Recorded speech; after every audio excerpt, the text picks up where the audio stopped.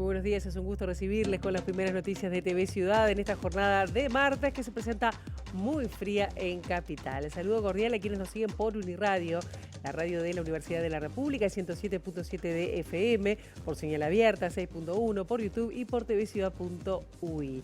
Vamos a repasar rápidamente para arrancar el pronóstico de meteorología para las próximas horas, que viene de inestabilidad, ¿no? Porque vean ustedes, la máxima de hoy va a ser de 13 grados, el cielo va a estar algo nuboso. Allí aparece el sol, pero dice con periodos de cubierto, así que una jornada relativamente fría en este martes 20 de agosto. Mañana sí vienen las precipitaciones, el cielo estará cubierto, 10 y 13 grados las temperaturas extremas previstas para el área metropolitana, poca variabilidad en las temperaturas se espera para mañana. Y el jueves 22 de agosto se aleja Santa Rosa, 10 y 12 grados las temperaturas extremas previstas para Montevideo en esa jornada. Así que bueno, a prestar atención porque además hay una advertencia de meteorología que ya vamos a dar cuenta en minutos nada más. Dentro de los temas que tenemos para compartir con ustedes hasta las 9 de la mañana, destacamos la posición del Frente Amplio, que analiza el incumplimiento al pacto ético que llevaron adelante los partidos políticos con representación parlamentaria contra la promoción de noticias falsas por parte de integrantes del oficialismo, luego de que la senadora Blanca Graciela Bianchi haya divulgado fake news, es decir, noticias falsas, y lo hizo a propósito. También vamos a estar hablando de los plebiscitos porque los partidos de la coalición de gobierno estuvieron reunidos ayer en el Parlamento y van a trabajar en una campaña conjunta sobre los plebiscitos de allanamientos nocturnos, que habilita los allanamientos nocturnos, y también el plebiscito de reforma de seguridad social que se votarán en octubre junto con las elecciones nacionales. Cabildo Abierto, ayer lo había anunciado, finalmente presentó 12 medidas para combatir la inseguridad consideradas urgentes por esta colectividad política, entre las que se incluyen declarar estado de emergencia en seguridad pública por 120 días, fundamentada en el ejercicio pleno de la autoridad, y la ley para la conservación del orden público. Vamos a detallar cuáles son las medidas de Cabildo Abierto. Inumet, acá lo que les decía, emitió un aviso por tormentas fuertes y precipitaciones abundantes para los próximos días, que en algunas zonas, preste atención, habrá rachas de viento fuerte, granizo y también intensa actividad eléctrica. Vamos a detallar enseguida nada más cuáles son las zonas más afectadas. La Convención Demócrata, que se va a desarrollar en Chicago durante 4 días, va a proclamar formalmente la candidatura de Kamala Harris a la presidencia de Estados Unidos, en un evento que va a contar con las principales figuras del partido, incluidos los expresidentes Barack Obama y Bill Clinton. Y sobre las 8:30 de la mañana vamos a hablar de endometriosis, porque integrantes del colectivo Endo Uruguay están impulsando un proyecto de ley que ya se encuentra en el Parlamento, pero de momento está detenido, encajonado, no está avanzando, para tener una mirada integral sobre esta patología que afecta a casi 10% de las mujeres y que les impide en algunos momentos tener una vida normal, por lo que significan algunos dolores que conlleva, incluso también la infertilidad en algunos casos. Sobre este tema vamos a estar hablando 8:30 de la mañana con una de las representantes de Endo Uruguay, Stephanie Sánchez, para hablar de cuáles son los diagnósticos, los tratamientos y sobre todo por qué impulsan este proyecto de ley que está en el Parlamento de nuestro país. Ahora momento de abrir la ventana hacia las calles de Montevideo con datos del Centro de Gestión de Movilidad. Ver por dónde circular, por dónde no, con el aporte del CGM, el @IMTránsito, @MBTransporte, para seguir en tiempo real a través de las redes sociales cualquier cambio en la circulación en estos momentos. Les adelantamos que Islas Canarias, entre Camino Castro y Palomeque, el corte será hasta el 31 de noviembre por trabajos de vialidad.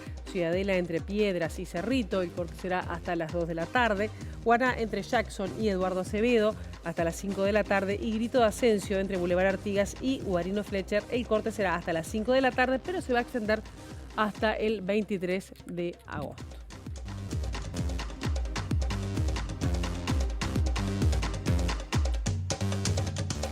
Comenzamos con temas políticos porque el Frente Amplio dijo que el Partido Nacional violó el pacto ético interpartidario que se había firmado contra la generación y divulgación de noticias falsas. En este sentido aseguró que si la senadora Blanca Graciela Bianchi estuviera en su fuerza política, mínimo pasaba por un tribunal de ética.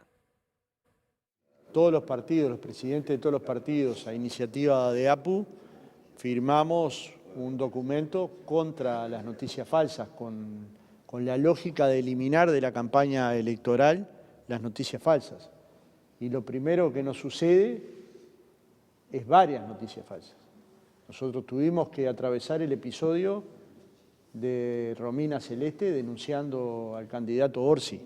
Y eso fue una noticia falsa que complicó la campaña del Frente Amplio y que llevó a que el Frente Amplio denunciara, hiciera averiguaciones de distinto tipo y finalmente se corroborara que era falsa la noticia. Ahora la senadora Bianchi acusa de una publicación falsa al senador Andrade, lo hace, dice ella, sabiendo que era falsa la publicación, y esto es doblemente grave. Por un lado, tiene una gravedad personal, que era primera senadora del gobierno, publique una noticia falsa, aún sabiendo que era falsa. Y luego hay una responsabilidad partidaria.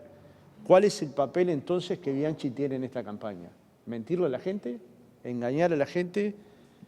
¿Inducir a la gente a que tenga una posición equivocada sobre un dirigente del Frente Amplio, en este caso el senador Andrade?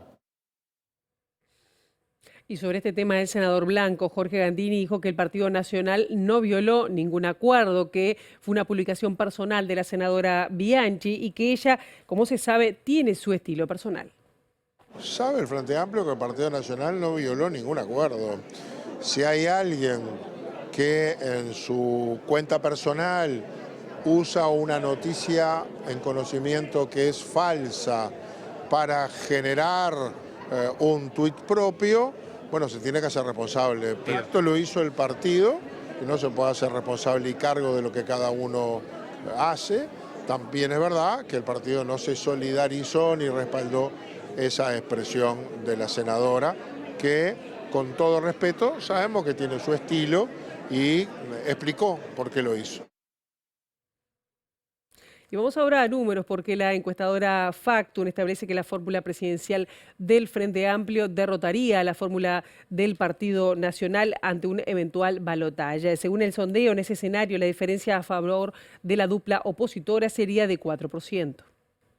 Según la encuesta de estimación de voto de Factum, si este domingo hubiera un balotaje entre la fórmula integrada por Yamandu Orsi y Carolina Cose y la integrada por Álvaro Delgado y Valeria Ripoll, la dupla Frente Amplista obtendría 50% de los votos contra 46% de la dupla nacionalista. Además, el 4% restante del electorado votaría en blanco o anulado. El sondeo fue difundido en BTV, donde el director de Factum, Eduardo Botinelli, concluyó que el Frente Amplio está mejor posicionado en la primera vuelta y en la segunda con respecto a 2019. La semana pasada, la consultora difundió una encuesta para las elecciones nacionales de octubre que le otorgaba una estimación de voto de 44% al Frente Amplio contra 26% del Partido Nacional, 15% del Partido Colorado, 5% de Cabildo Abierto, 3% del Partido Independiente y 1% cada uno de los siguientes tres partidos: el Ecologista Radical Intransigente, Unidad Popular Frente de los Trabajadores e Identidad Soberana. Ambas encuestas, la publicada la semana pasada por Lemas y la difundida ayer de las fórmulas acerca del eventual balotaje, fueron realizadas entre el 27 de julio y el 8 de agosto vía teléfonos celulares a 900 personas. Cabildo Abierto presentó 12 medidas de seguridad que considera urgentes y dentro de las cuales se incluye la declaratoria de emergencia nacional por 120 días. El senador y candidato presidencial de Cabildo Abierto, Guido Manini Ríos, dijo que hace semanas la situación de inseguridad alcanzó niveles inaceptables. Los últimos acontecimientos han cobrado vidas inocentes de ciudadanos, incluso de policías, verificándose volúmenes inadmisibles de empleo de armas de fuego, evidenciando una pérdida de dominio territorial y control poco explicable. Entendemos que esta declaración va a permitir orientar mayores recursos, reorganizar el despliegue de seguridad y habilitar un mayor apoyo legal a las operaciones en forma transitoria hasta lograr un control de las actividades delictivas, aliviando a la población. Manini Ríos señaló que no están planteando decretar medidas prontas de seguridad, pero recordó que es una opción que está en la Constitución y que si se pasan determinados límites, nada está descartado. Nosotros partimos de la base de que nuestra sociedad necesita restaurar el respeto a la autoridad. Califíquenlo como quieran, pero tenemos que restaurar el respeto a la autoridad en todos los niveles. Primero, en la familia, la autoridad de la madre, del padre, en la escuela, la autoridad del maestro, del profesor, del policía, del militar, el respeto a los símbolos nacionales.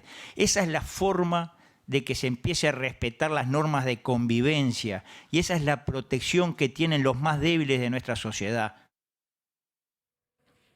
Y también, además de estas medidas, Cabildo Abierto propone hacer operativos intensivos en el área metropolitana. Estos procedimientos garantizarían presencia policial permanente en diferentes zonas y se enfocarían en la detención de personas sospechosas. Las 12 medidas que presentó Cabildo Abierto incluyen declaraciones de excepcionalidad, modificaciones de normativa, construcción de infraestructura, reorganización de funcionarios y generación de fondos presupuestales. La declaración del Estado de Emergencia Nacional en Seguridad Pública por 120 días, que es la primera medida, se fundamenta en el ejercicio pleno de la autoridad y la ley para la conservación del orden público. El líder de Cabildo Abierto recordó que esta declaración se había establecido en el Compromiso por el País de 2019. Más adelante plantea la creación de operativos intensivos para restablecer la seguridad en el área metropolitana. Esto incluye crear seccionales de alto impacto en 5 zonas de Montevideo, donde habrá presencia policial permanente y operativos nocturnos masivos llevados a cabo por la Policía Nacional y la Guardia Republicana. Estos operativos se enfocarían en la detención de sospechosos. Varios puntos se concentran en el narcotráfico, operaciones de alto impacto, blindaje fronterizo contra el crimen organizado a cargo de las Fuerzas Armadas y establecimiento de puntos de control en rutas. Además, propone como forma de financiar estas medidas la creación de un fondo de emergencia que, si bien no especificaron, Manini adelantó que sería de unas decenas de millones de dólares. Proponen modificaciones vinculadas a los funcionarios policiales, reintegro de policías y capacitación especial, además de mejoras en inteligencia y tecnología. Por otra parte, sugieren la construcción de una cárcel de máxima seguridad antes del fin de 2025 y el aislamiento estricto de los delincuentes peligrosos. Por último, impulsan un fortalecimiento entre las comisarías y los barrios. El candidato a la presidencia por el Frente Amplio, Yamandú Orsi, dijo que el tema de la seguridad es una emergencia y que en el gobierno deben ponerse de acuerdo para discutir este tema. Además, dijo que no comparte la idea de habilitar los allanamientos nocturnos como estrategia para solucionar los problemas contra el narcotráfico. En el gobierno tenemos dificultades, porque hay algunos que dicen que sí, otros que dicen que no. Entonces, está bueno saber qué piensa el interlocutor. Por otra parte, siempre estos problemas se resuelven en clave de acuerdo y de estrategias mínimas consensuadas. Y ahí yo estoy de acuerdo. Tendría que revisar esas medidas y ver con mi equipo qué es lo que piensan, pero algo hay que hacer.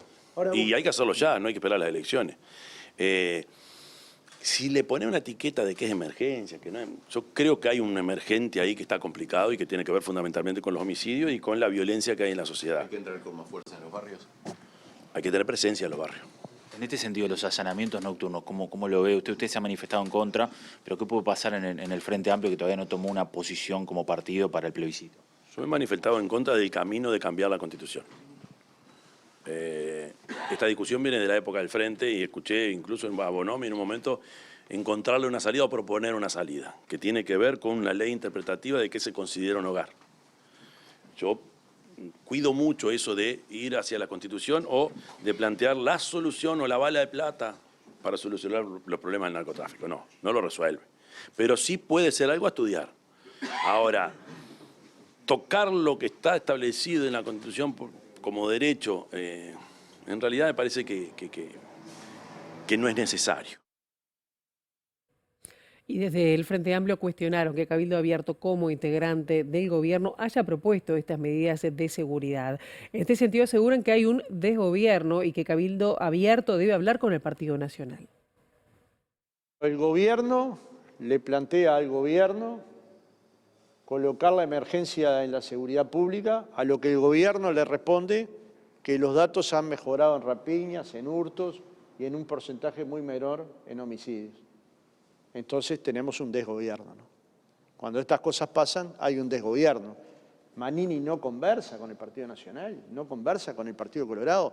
¿En estas manos vamos a dejar al gobierno de la República? A los que demandan en campaña electoral medidas de seguridad que reclamaban hace 5 años. ¿Esta es la seriedad con lo que se toma un tema de la seguridad pública? La cantidad de propuestas que el Cabildo hace no deberían haber sido conversadas con el gobierno, y si fueron conversadas con el gobierno y no fueron escuchadas, ¿no lo tendrían que haber denunciado? Entonces la verdad que es un despropósito, ¿no? La seguridad es un tema demasiado serio como para constituirlo en botín de campaña electoral. Demasiado importante para la gente la necesidad de poder caminar libremente por las calles. Entonces, digamos, nos vamos acostumbrando que cada 5 años presentan un plebiscito que dicen que van a resolver los temas de seguridad y no los resuelven. Nos vamos acostumbrando que nos dicen que nos van a presentar una ley enorme como la LUC, que iba a ser la columna vertebral de la seguridad pública, y no resolvieron la seguridad pública, y yo creo que en este caso es peor, porque el gobierno le pide al gobierno que haga lo que el gobierno no quiere hacer. Y el director del Instituto de Derecho Penal y Criminología de la Facultad de Derecho de la Universidad de la República, Germán Aller, dice que no es conveniente habilitar los allanamientos nocturnos en hogares, como plantea la iniciativa plebiscitaria que se va a poner a consideración en octubre. Aller afirma que en la mayoría de los países donde están habilitados los allanamientos nocturnos se intenta aplicar de la menor manera posible, es decir, lo menos posible, porque el margen de error y reacción es menor durante la noche que durante el día. En términos generales, promedialmente los técnicos somos, cuando menos yo diría cautelosos, reacios o directamente en contra, pero por lo menos cautelosos, porque es un tipo de decisión que tiene mucha incidencia más allá de lo meramente descriptivo, decir que se pueda entrar en hogares mediante orden judicial para allanarlos.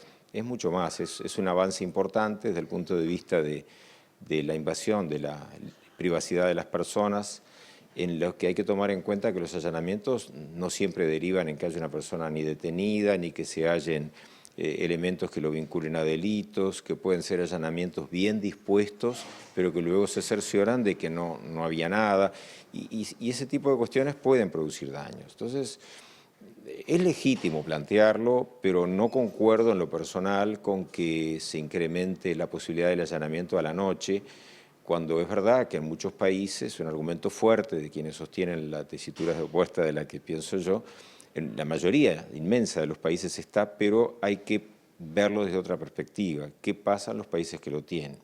Y la verdad es que se trata de practicar lo menos posible, porque se sabe que está el riesgo de lo que se llama fuego amigo, hay más posibilidad de error, hay más posibilidad de reacción por parte de la persona que está en esa morada o casa, haya delinquido o no. Hay más posibilidad de que reaccione mal. Esto va a tener, pero el efecto positivo que tenga va a ser reducido, pequeño, acotado, y en cambio el negativo en proporción mucho más lesivo.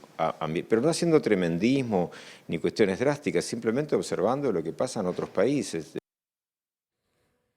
Se formalizó la investigación sobre el propietario de un residencial en Salinas que se generó un incendio donde fallecieron 4 personas el 18 de julio pasado. La formalización es por el delito de homicidio complejo culpable con resultado de 4 fallecimientos. Además, se resolvió dictarle prisión preventiva de 120 días mientras se desarrolla la investigación.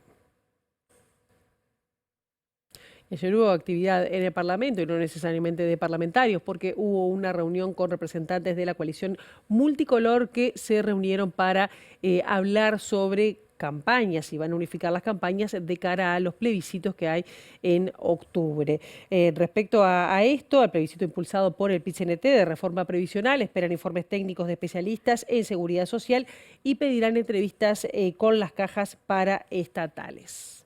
Nos hemos intercambiado algunos documentos, ya establecimos algunas reuniones que vamos a tener con técnicos de los diferentes partidos, profesionales en el tema de seguridad social sobre todo. Vamos a pedir algunas entrevistas, en principio con las 3 cajas paraestatales, con las autoridades de la caja bancaria, los directorios, de la caja de profesionales y de la caja notarial, para saber cuál es la posición que tienen respecto a esta reforma que se pretende. y con otros actores de la sociedad civil también para que se pronuncien y bueno, vamos a trabajar en conjunto. Desarmar esta campaña que de alguna manera ha montado el PIT-CNT, de engaño, de facilitar argumentos simplistas. Entonces, la primera acción que tenemos que tomar con responsabilidad es generar los argumentos necesarios, la información objetiva e incontrastable de que si esta reforma se lleva adelante, los daños económicos y jurídicos y perjuicios, sobre todo para los uruguayos, a los actuales jubilados y a los futuros jubilados, van a ser muy importantes. ¿Qué argumento simplista hace referencia del PIT-CNT? Bueno, hay una serie de argumentos muy fáciles. Por ejemplo, es muy fácil argumentar en el sentido del tema de los años de jubilación, por ejemplo, como para empezar, y el más importante. Porque son 5 años más de trabajo. Lo que pasa es que hay una serie de argumentos manejados de manera muy superficial que es necesario contestar, explicar y argumentar en una serie de documentos que nosotros hoy estamos elaborando. El ministro de Educación y Cultura, Pablo da Silveira, defendió la propuesta programática del Partido Nacional de dar incentivo económico a jóvenes para que terminen y egresen del liceo. Dijo que es comparable a las políticas de shock aplicadas por este gobierno en salud, en obra pública y también en economía, las que definió como exitosas. Además, da Silveira agregó que en este quinquenio el egreso aumentó 9% contra 11% de los 15 años de gobierno frente amplista. Les voy a comentar una cosa. En los 15 años del gobierno de Frente Amplio, la tasa de egreso de la educación media apenas subió 11 puntos, menos de un punto por año. En este quinquenio subió 9. Estamos mejorando. Lo que pasa es que no creemos que el ritmo que llevamos sea suficiente. El ritmo que llevamos es extremadamente lento y por eso se entiende que hace falta una política de shock. Lo que pasa es que estamos acostumbrados a políticas de shock en lo económico, estamos acostumbrados a políticas de shock en la salud, cuando hubo que hacerlo en el caso de la pandemia. Estamos acostumbrados a una política de shock como este gobierno ha hecho en la obra pública. La cantidad inmensa de carreteras, de puentes que se han construido o que se han mejorado. Bueno, nosotros entendemos que en este aspecto hace falta una política de shock en lo educativo. Desde FENAPES han criticado que la propuesta de Delgado no resuelve los problemas estructurales de la educación. ¿Son propuestas que también vuelven a distanciar a las autoridades de los sindicatos, como pasó con la transformación educativa? ¿Cuál es la propuesta de FENAPES? Todos los días hablan de educación, se supone que les importa la educación. No han hecho una sola propuesta al respecto, nunca. Para Emiliano Mandasen, quien es secretario general de la Federación de Docentes de Educación Secundaria, dijo que la propuesta de beneficiar, de hacer un beneficio económico para egresar, no es seria. Además, en respuesta a da Silveira, defendió las políticas de otorgamiento de becas a estudiantes.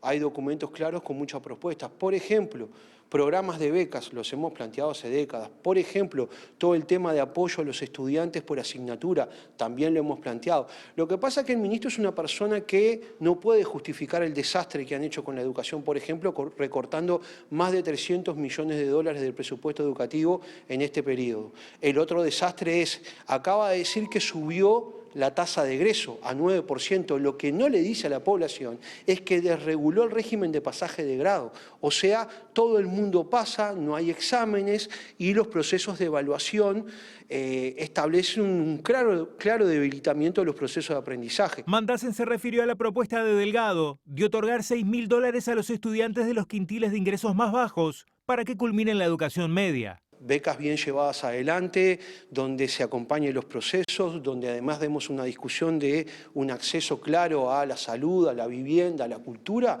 Sí, las becas son siempre bienvenidas.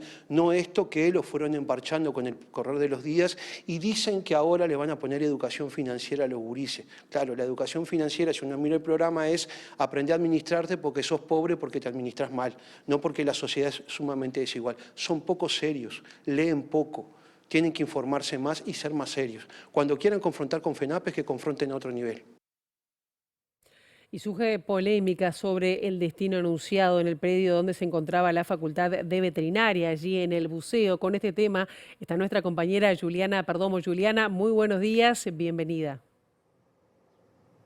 Gracias, Pilar. Buenos días para todos. Exacto, como tú adelantás, estamos en el campus del UDELAR, más conocido como la ex Facultad de Veterinaria, porque en las últimas semanas se anunció un proyecto por parte de la Intendencia que transforma el predio, se van a construir torres de viviendas, también comercios, y un grupo de vecinos, de ciudadanos, también de docentes, están preocupados por esta situación. Se emitió un comunicado y están pidiendo a la Junta Departamental de Montevideo que se instale una ámbito de intercambio, de diálogo para propuestas a futuro. Y estamos con Ariel Collazo, integrante de este grupo. Muchas gracias por estos minutos.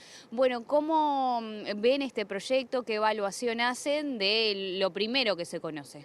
Bueno, el gran tema es que no lo vemos. O sea, lo que se conoce es el texto, la letra del proyecto de resolución, proyecto de decreto que envía la Intendencia a la Junta Departamental. Pero no ha estado accesible. Hace muchos días que estamos pidiendo el contenido de la totalidad del expediente, porque lo más importante de este proyecto no es el texto, aunque por supuesto uno lo puede con ojo experto, cuando hay expertos, en mi caso,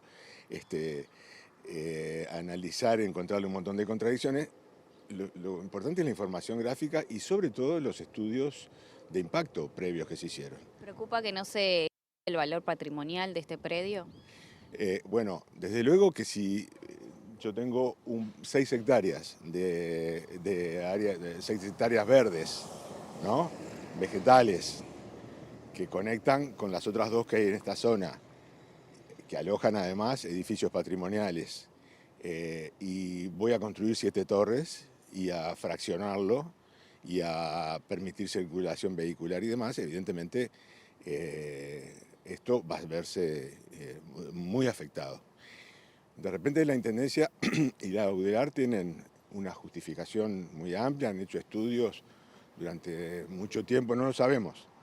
El hecho es que nos enteramos el jueves pasado de que esto que aparentaba tener un trámite prolongado podía ser votado esta semana, primero en comisión de planeamiento y después en el pleno de la Junta Departamental. Entonces pedimos que por favor detengan eso y que abran una instancia de conversación con la ciudadanía, digamos, porque esto es un área verde. O sea, por supuesto, la UDELAR tiene fines altísimos, quiere destinar el dinero de esto a otras construcciones y demás, pero la UDELAR es un ente autónomo, tiene unos fines, tiene una ley orgánica que mandatan cuál es su misión y no es un operador inmobiliario. Entonces la ciudad le hace a medida de UDELAR un plan, un proyecto urbano de detalle que es sumamente detallado. O sea, tiene medidas precisas, alturas precisas, restricciones precisas. Es muy llamativo el nivel de detalle que tiene el proyecto. Y bueno, estamos pidiendo eso, acceso a la información. Estamos tramitando también un pedido de acceso a la información en paralelo, ¿no? Este grupo de ciudadanos se ha embanderado con otros proyectos, como por ejemplo el dique Maguá, allí en la zona. La idea aquí es tratar de frenar la obra y que se instale sí o sí este ámbito de diálogo. Sí, desde luego. Que hayamos estado militando en el dique Maguá, quizás nos vimos contigo por allá, somos 2 o 3 nomás. En la reunión que hicimos virtual el sábado, porque todo esto se convocó de viernes a sábado, no sé bien cuánta gente pasó, pero nunca bajó de 55 personas la asistencia. Y la convocatoria fue boca a boca nomás, porque no hubo tiempo de otra cosa. Probablemente convoquemos una reunión acá, otra asamblea virtual y vamos a seguir bregando por esto. El gran tema es que esto es patrimonial, no solamente por los edificios, sino además como área verde. O sea, imagínate torres acá de casi 100 metros, 98 metros una, 78 otras, 38, 37 otras. quieren convertir esto en una especie de World Trade Center con 3 edificios patrimoniales. Encima hay un edificio que es el antiguo casco de la estancia de Taranco, que está en el origen de la construcción de la Facultad de Química, que desaparece también. Pues esto, por supuesto, es un proyecto que habilita a que la universidad haga lo que quiera hacer con sus bienes. Entonces, me parece que por más que altos que sean los propósitos que tiene un propietario, lo primero es el derecho a la ciudad. Lo primero es disponer de un lugar maravilloso, digamos, precisamente, y dicho por docentes académicos de la Universidad de la República, en épocas en que las ciudades se están preparando para el cambio climático y para hacerse más resilientes, y eso se consigue solamente con áreas verdes, eso está clarísimo. Me parece que darle un trámite express a todo esto no ayuda. Me parece que la ciudad tiene que pensar en sí misma en primer lugar. Muchísimas gracias. Bueno, Pilar, así pasaba la palabra del integrante del grupo a propósito de la visión acerca de este proyecto que va a llevar adelante la Intendencia y la UDELAR. Nosotros seguiremos trabajando en el tema e informando a futuro. Muchísimas gracias, Juliana. Seguiremos atentamente entonces cómo sigue esta movilización ciudadana y este proyecto de la universidad. Hacemos una brevísima pausa. A la vuelta de la misma vamos a estar hablando de endometriosis y qué pasa con ese proyecto que está en el Parlamento de nuestro país.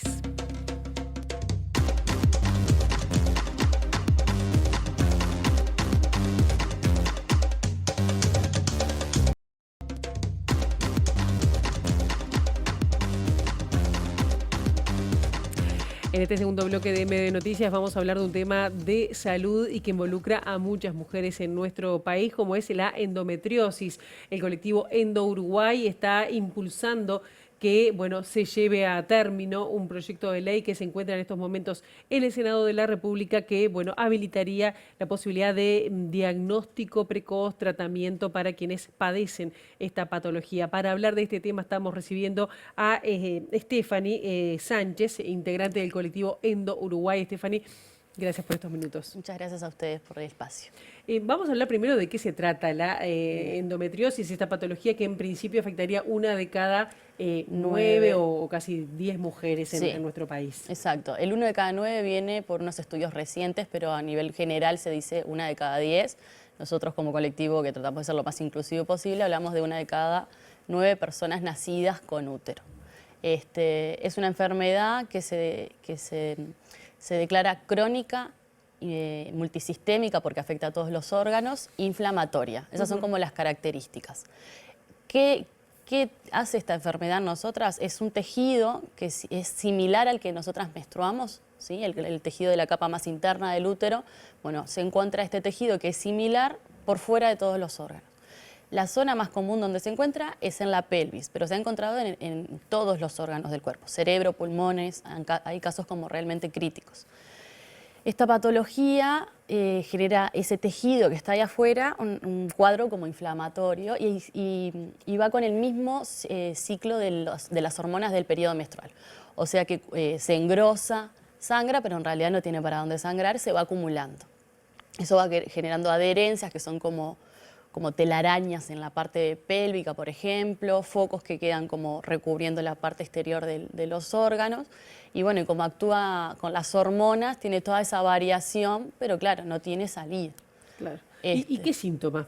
¿Cómo se presenta? Lo primero que nosotras queremos destacar es que el dolor menstrual no es normal.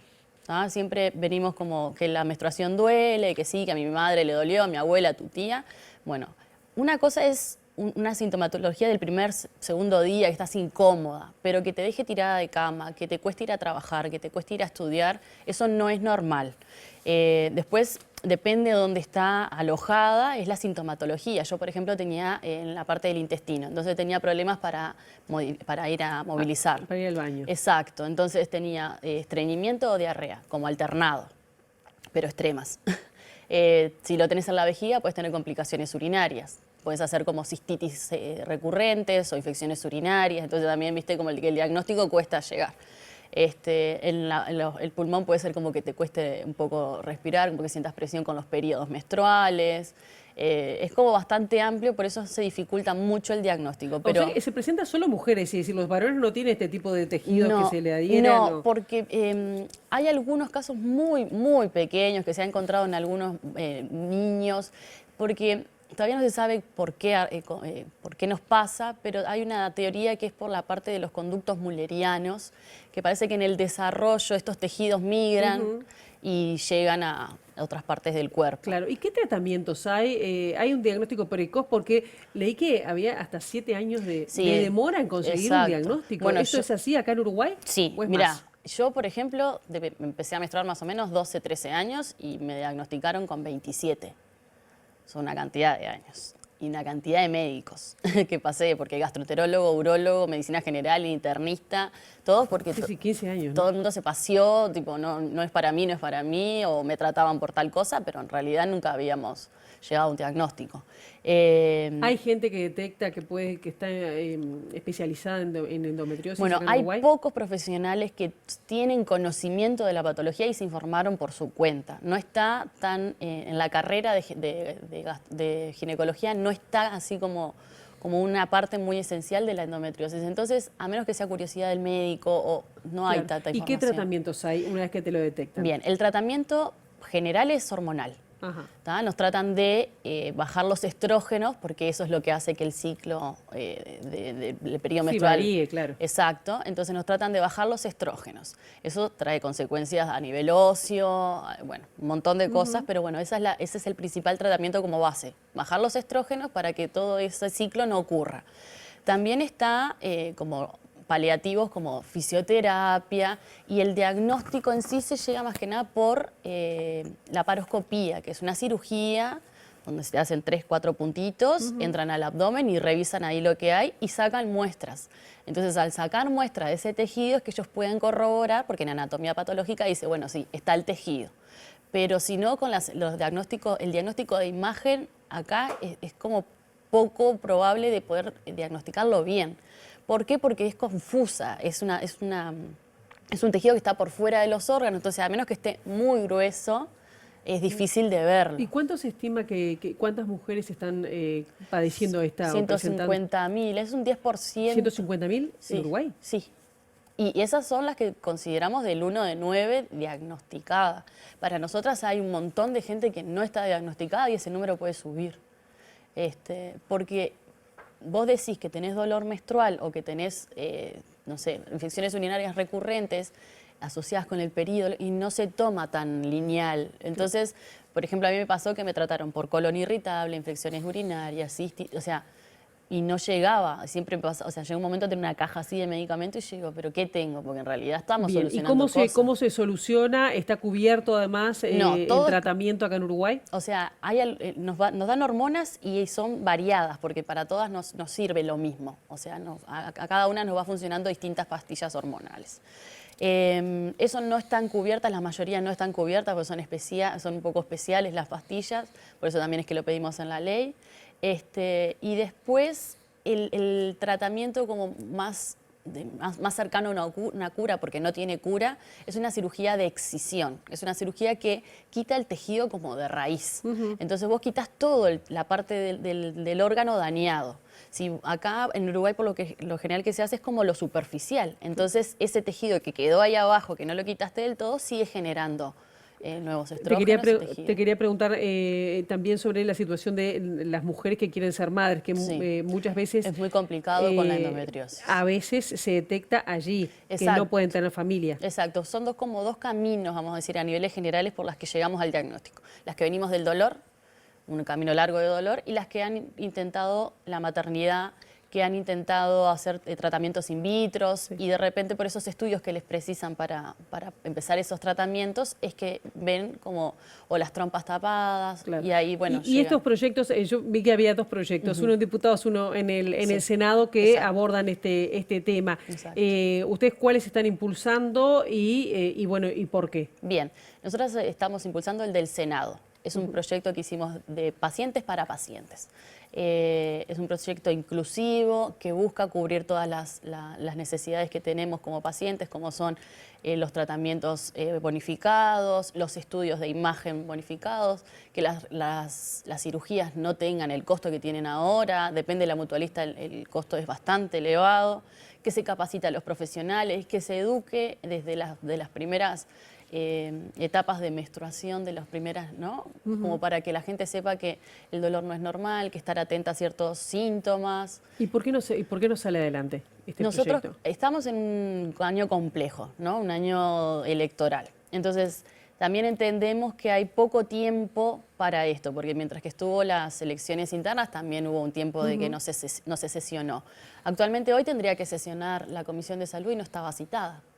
Entonces, de las sesiones que ellos podrían hacer anuales, hubo un montón que no fueron citados. Entonces, ahí nuestro proyecto no se trató, porque está en Comisión de Salud del Senado. Claro. Este es uno presentado por representantes del Frente Amplio. El que ingresó al proyecto fue Charles Carrera. Bien. Hay otro en el diputado presentado por Cabildo Abierto, me decías. Sí, por ese no es el que ustedes apoyan, digamos, o le favorecería para la enfermedad. Exacto. Nosotras tenemos un proyecto que consideramos que es más abarcativo, más actual, más inclusivo. ¿Por qué? Porque nosotros tenemos la definición de la endometriosis más actual, considerando la esa crónica, inflamatoria y multisistémica. Hablamos de personas con útero, porque tenemos compañeros en el colectivo que son varones trans. También nacieron con útero y es mucho más complejo para ir al ginecólogo y atenderse siendo con aspecto masculino. Digo, la verdad que intentamos con este proyecto considerar a todas las personas afectadas. ¿No hay voluntad política? Sí, tenemos mucha, como respaldo. La bancada del Frente Amplio incluso presentó una carta para poder que se trate en sesión extraordinaria. No hubo respuesta de la Comisión de Salud. La vicepresidenta Beatriz Argimón está muy comprometida con el proyecto también, dijo que ella desea que se trate directamente en el Senado como para poder votarlo directamente, que ya estuvo estudio, entiende que ya se estudió bastante en la comisión. También Graciela Bianchi, hay otros compañeros. ¿Y qué pasa entonces? ¿O cuál es el tiempo? Entendemos que lo que está trancado es que la Comisión de Salud no toma esa solicitud y esos pedidos que estamos haciendo de que lo vean por lo menos en una sesión extraordinaria. No solo el nuestro, queremos que traten como por lo menos algunos más de los que estamos esperando. Bien, Stephanie Sánchez, bueno, estaremos atentas a lo que pueda llegar a pasar con este proyecto de ley y bueno, hoy cómo estamos sigue. allí en el Senado de nuevo, a ver si podemos tener algún intercambio más, así que esperamos ahí al que se quiera acercar, que tenga dudas sobre si tiene este diagnóstico o no, es a las 12 en la puerta del Senado. Bien, muchísimas gracias. Gracias a ustedes. Bien, y nosotros vamos ahora con otros temas, porque ustedes saben que ayer se conmemoró el Día de la Trabajadora Doméstica. El ministro de Trabajo, Mario Aristi, dijo que la informalidad en el trabajo doméstico supera el 41%, pero aseguró que viene bajando. Arrancamos en el 2014 con 68.000 y hoy estamos en 74.000 personas más o menos. El sector es ocupado por 83.000 personas. Hay un porcentaje importante de informalidad. ¿Qué mecanismos se están desplegando para que se pueda llevar adelante la formalización de esta trabajadora doméstica? El 2023 terminó con un 58,6. Si lo comparamos con los años anteriores, realmente hay un crecimiento constante. Hacemos una pausa en la época de la pandemia, pero hay un crecimiento constante en materia de formalización. ¿Cuáles son las medidas que se han tomado por parte del Ejecutivo para minorar justamente la informalidad? Bueno, la formalidad hay que atacarla desde muchos puntos de vista. En primer lugar, la legislación en un sector tan antiguo llegó bastante tarde. Más allá de las fiscalizaciones o de las inspecciones que pueda hacer el Banco de Previsión Social, también hay un sistema informático que es muy accesible para que se pueda formalizar el trabajador. Aristi hizo hincapié en la importancia de potenciar la capacitación del personal doméstico, fundamentalmente para realizar trabajos de cuidados de niños y niñas y personas enfermas. Es un sector de baja instrucción, por lo tanto, el Ministerio de Trabajo ya está trabajando a través del Instituto Nacional de Formación Profesional en programas que ayuden a fortalecer la capacitación, sobre todo lo que anunciamos en que se termine el ciclo básico y el bachillerato. El Instituto Uruguayo de Meteorología lanzó un aviso a la población por tormentas y lluvias fuertes en los próximos días. Los mayores niveles de lluvia serán en el norte y este del país y en algunas zonas habrá rachas de viento fuertes con granizo y tormentas eléctricas. Vamos a tener lluvias, incluso aquí en Montevideo, lluvias que van a estar del orden de unos 20 a 30 milímetros, lluvias que se van a extender también hasta el día jueves en el sur del país. Y luego ya a partir del día viernes vamos a tener vamos a observar una mejora en el estado del tiempo, sin precipitaciones, pero con vientos que son de componente sur y bajas de temperatura, incluso para el fin de semana, o sea que viernes, sábado y domingo con temperaturas bajas para esta época del año. ¿Las alertas que están emitidas es por fuertes vientos también? Bueno, todavía no. Básicamente las alertas que están emitidas por precipitaciones intensas y tormentas en el norte del país, en la frontera con Brasil. Estas van a continuar también en los próximos 2 días por lo menos. Y en el norte del país esperamos incluso acumulados de lluvia mucho más importantes. Estamos hablando del orden de 70, 80, 90 milímetros, repito, en el acumulado semanal en el norte. No así en el Montevideo, zona metropolitana, donde básicamente, repito, las lluvias serían entre miércoles y jueves y norte en el acumulado unos 20, 30 milímetros. ¿Qué se puede esperar para la próxima semana y para el cierre del mes de agosto? Bueno, sí, repito, en el fin de semana lo más destacado van a ser las bajas temperaturas, estamos hablando de 23 y 24, 25, con máxima que van a estar en Montevideo de 10, 11 grados, pero con sensaciones térmicas mucho más bajas por efecto del viento del sector sur. El diputado paraguayo Eulalio Gómez falleció al resistirse a un allanamiento de su domicilio por parte de la policía. La Fiscalía estaba investigando al legislador del Partido Colorado de Paraguay por sus vínculos con bandas criminales en su país y también con Brasil, entre las que se cuenta la que lidera Sebastián Marcet.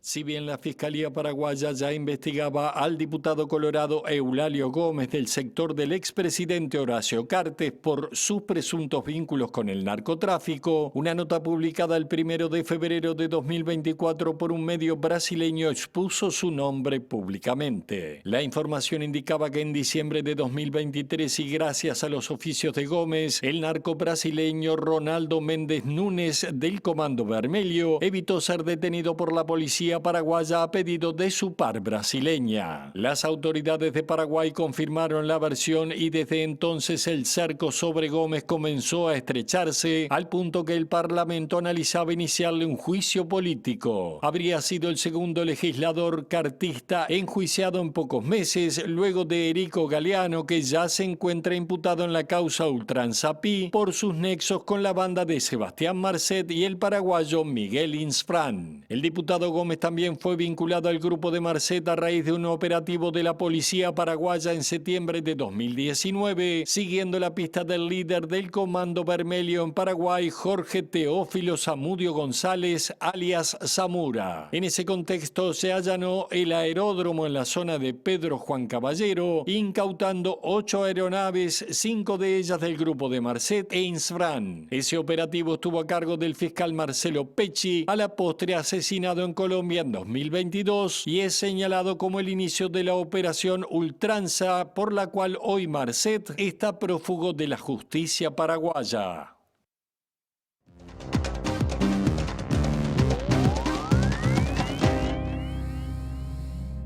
Avanza la carrera electoral en Estados Unidos porque la Convención Demócrata, que comenzará a reunirse a partir del 22 de agosto durante 4 días, se apronta a ratificar la postulación de Kamala Harris a la presidencia de la República. El evento va a contar con la participación de expresidentes como Barack Obama y Bill Clinton.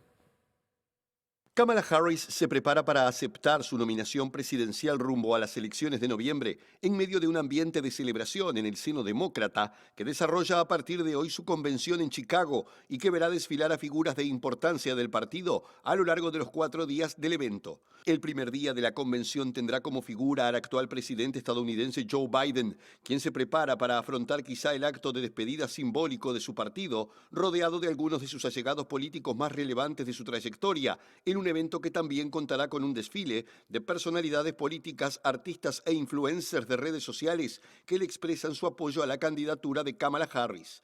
2 de los rostros más importantes del partido, Barack y Michelle Obama, tendrán un momento estelar en el segundo día de la convención, después de hacer público su apoyo hacia Harris, mientras que otra pareja presidencial histórica para los demócratas, Hillary y Bill Clinton, también tendrán un espacio en uno de los 4 días del evento. Por su parte, el recién anunciado compañero de fórmula de Harris y gobernador de Minnesota, Tim Walz, tendrá su momento de afianzar su popularidad con el electorado demócrata en el tercer día, luego de haber tenido una buena aceptación debido a su liderazgo en el ala progresista del partido, su cercanía y su frontalidad al momento de criticar a la fórmula vicepresidencial de Trump, J.D. Vance, con quien sostendrá un debate el 1 de octubre. Hasta aquí llegamos con esta primera edición. Ahora quedan en compañía de Ciudad Viva. La actualización informativa será a la 1, a las 18:55 y nosotros nos reencontramos mañana bien tempranito a las 8 en punto con las primeras noticias de TV Ciudad. Pasen ustedes muy bien, buena jornada.